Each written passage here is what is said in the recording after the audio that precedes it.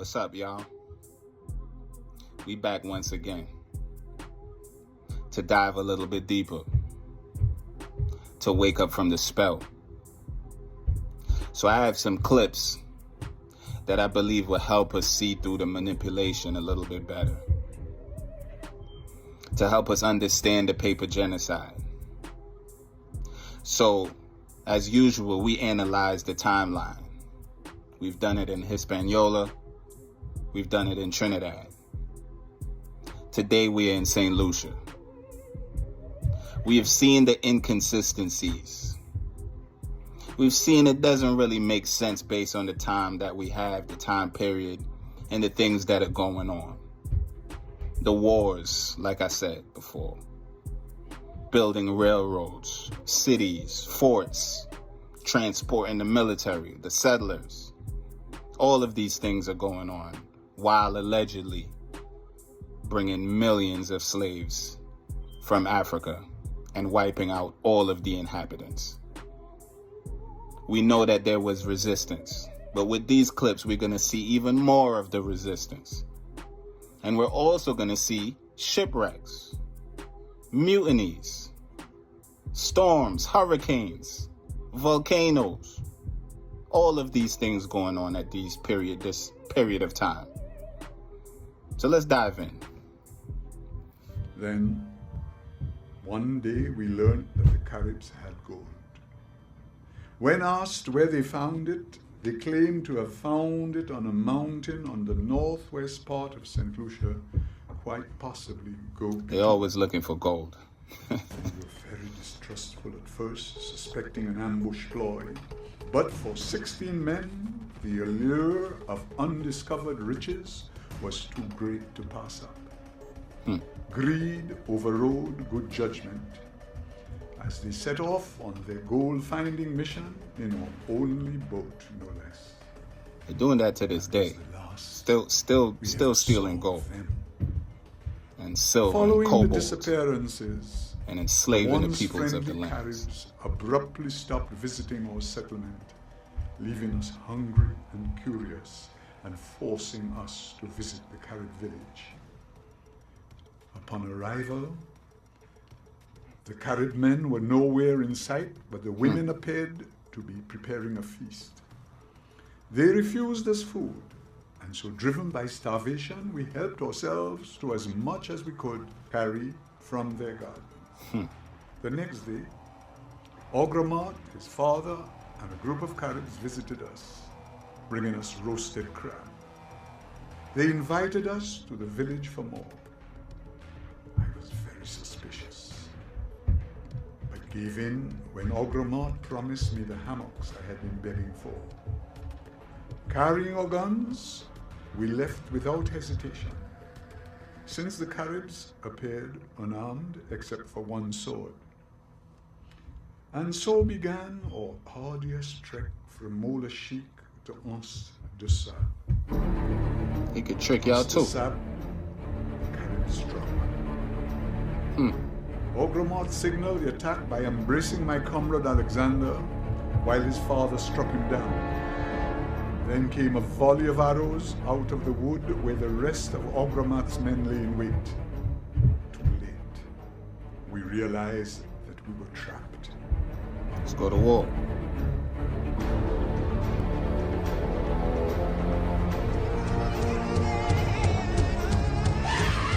We dropped our guns and pulled out our swords, but this only spurred them on. And so it continued, with Caribs shooting arrow upon arrow at us. Our attack was as futile as our defense. Ain't playing with y'all. I barely escaped, and by the time the Caribs attacked our camp, my friends and I had the great cannon ready to defend ourselves. They shot burning arrows into the huts and charged under the cover of the thick smoke.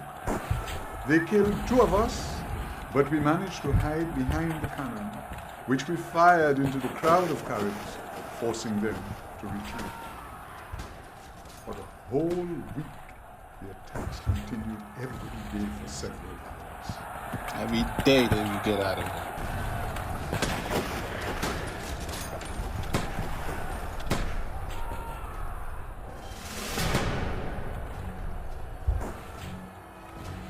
With no shelter, no food, and no defense, we finally surrendered and gave up everything we had left in exchange for a canoe and some cloth. Finally, under the cover of darkness on September 26, we, 19 survivors, fled St. Lucia in our Carib canoe, marking the end of the first ever English settlement in the Lesser Antilles. And they're so honorable, they could have wiped them out. But they say, you know what, just take this canoe and get the f*** out of here. Pardon my French. Get out of here. This is beautiful to me. I thoroughly enjoy that story. And there's many things at play here, because it shows that in the 1600s, that they were still well in control of that island. That was their island. They were still well organized and able to fight back and protect their community. And they did such a great job. They got the Europeans up out of there.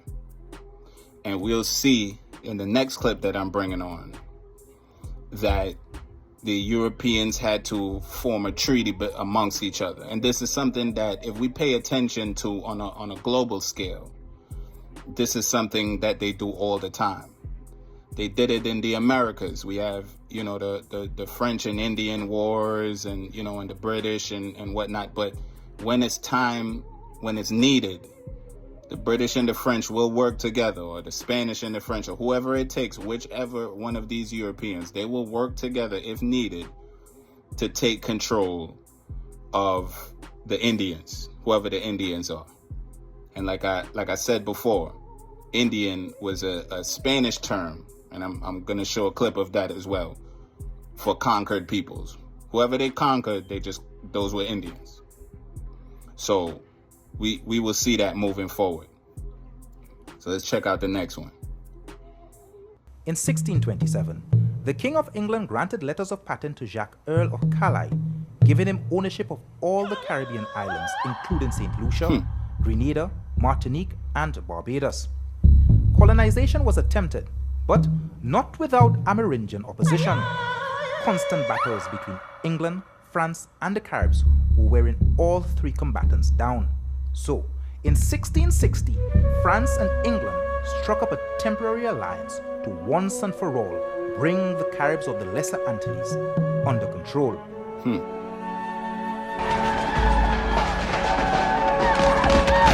1660.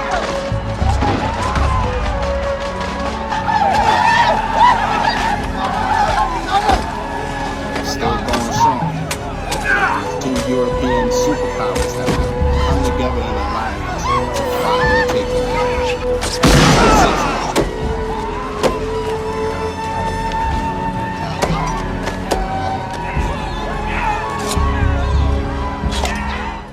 April 6, 1663, 600 Caribs from all over the Lesser Antilles paddled their canoes to Barbados and formally signed over full and absolute title of St. Lucia to Lord Willoughby, who was then in charge of all of the Caribbean islands. After the treaty was signed, 1,100 Englishmen in 5 warships, accompanied by 600 Amerindians in 17 pirogues, left Barbados and proceeded to invade St. Lucia. The French furiously denounced the sale as a hoax, but citing the overwhelming show of force and documents this time around, they quickly surrendered. Nearing the end of the 16th century, this three-way fight for Ayanola was taking its toll on the native population. A census conducted in the early 1700s recorded only 37 Caribs remaining as a society. By 1730, the Caribs were dead. The last mention of them as the rightful owners of the island was December 1719. Now that's deep. That's very similar to what was going on in the mainland in the United States. We have the British and the French at war with each other, and then in the long run, the French give up. And like in the United States, we had the Louisiana Purchase. In St. Lucia, they pretend to put up a front and say, oh no, that's a hoax, but eventually, they give up to the British. So, but we're gonna dive even deeper with with the manipulation that the powers that should not be do. But what really caught my attention is that we're in 1660, and the Carib warriors are still strong enough to defend their people and put up a fight against two superpowers and force these two superpowers to form an alliance to finally take them down. This is 1660. Now we have a couple decades later, because we're going into the 1700s, where they're saying that the Caribs they're dead.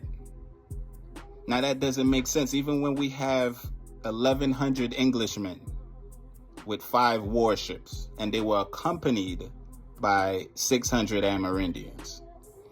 So this seems to me that, even if the Caribs submitted, there was some sort of treaty. And we know that the Europeans will double cross. We've seen that all over the place. But there was some kind of understanding in 1663. There were still warriors alive. I'm sure that they would not allow their people to just be wiped out 30, 40 years later. What I believe is that when we think of, this is part of the spell, just as when we think of slave, we don't really understand what it is, or free. Same thing with this word extinct. When we look at the etymology, extinct is essentially like extinguished. So I believe that when they say that the Caribs or the Indians, the locals, are extinguished, it's more so like extinguishing a fire. The threat, the resistance, the rebellion. We have quelled a rebellion. We have negotiated and manipulated them to a point where we can have a fair trade. And it's no longer dangerous. We're still going to have military here. We still have to protect ourselves and monitor the situation. But we have quelled a rebellion. And in modern terms, we're looking at it as extinct, as if like dinosaurs. like within a couple years, like we were fighting in 1660 and did a great job. And by 1700 or 17 something, it's like 30 of us left on the entire island. Okay? And a couple years later, we're all dead. And then somewhere in between that, we get a whole bunch of Africans over. Despite the fact that 1 in 3 or whatever the percentage of them die on the passageway, and that they themselves rebel. So it would be a bad investment to go across the Atlantic to get all of these slaves. None of it adds up. None of it makes sense. But this is where I think part of this spell that catches us, the extinct. We think of it as dinosaurs, that these Europeans came and just demolished us. And for me, these clips, this helps us see a little bit better the fight that was put up, the arrows, the poison darts, the great fighting skills on their turf. And like I said before, and I have to reiterate it, they defeated a superpower, both superpowers, to the point where the so-called superpowers have to form an alliance to quell these people. Because it was so much damage being done, so they came to some sort of agreement to say, okay, all right, we're just here. You know that they double cross and they manipulate. They've done the same thing the United States and everywhere else. So it might have been, oh, we just want to trade. We're just gonna stay on this piece of land, and we're just gonna trade with you guys. It's, we have no problems, no issues. We don't want any more war. We're here to protect we claim the land for the Queen, and we're gonna keep coming back for war if you just sign these documents. There's gonna be no more war. And the Caribs maybe were like, you know what? All right, because we fighting y'all, we doing some damage, but it's like y'all are nonstop. You know what? All right, where do we sign? Let's just have some peace. Okay? And as we are indoctrinated into the European thought, and we stop claiming, because they will pass certain laws piece by piece, stop playing the drums, or no, stop speaking this language, or stop doing this as time goes on. So as we remove ourselves like we are now, most of the so-called black people, and just like Carib was a blanket term, like I said before, black is a blanket term, so we don't know who we actually are. And we have lost our spirituality. We're all Christian or Muslim or whatever, the dominant religions are. We have no connection to the herbs and the healing techniques. We have to go to the pharmaceutical industry. We don't know how to read the stars anymore and to navigate. So we just we follow, their GPS, and we travel when they say we could travel, if they give us a pass. We're fully indoctrinated to their society. We're fully quelled. We only know how to beef with each other. So that would be extinct. Whatever tribes or whatever names or whatever we went by when we had that divine connection, that is extinct from the European perspective. It's not a big threat. So if we understand through that lens, we could see what extinct really means. Just a slave. Everywhere, like they always say, there was slavery before we got there. Everywhere on planet Earth, human beings understood that there's maintenance work to be done to just live. That's just how life goes. You have to take care of the land and the food and your offspring and the community, your elders. There's always work to be done. The European comes in and says, this is the work that needs to be done. We need you to mine. We need more gold. They're always on a gold rush.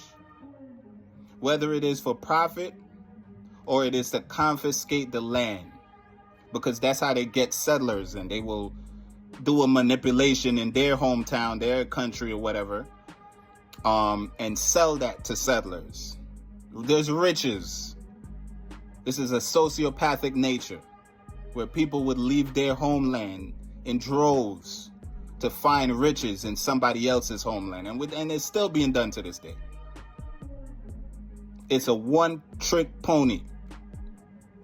So if we pay attention to what's going on now, we can really understand what was going on then. If we study what was going on then, we can see a little bit better what's going on now.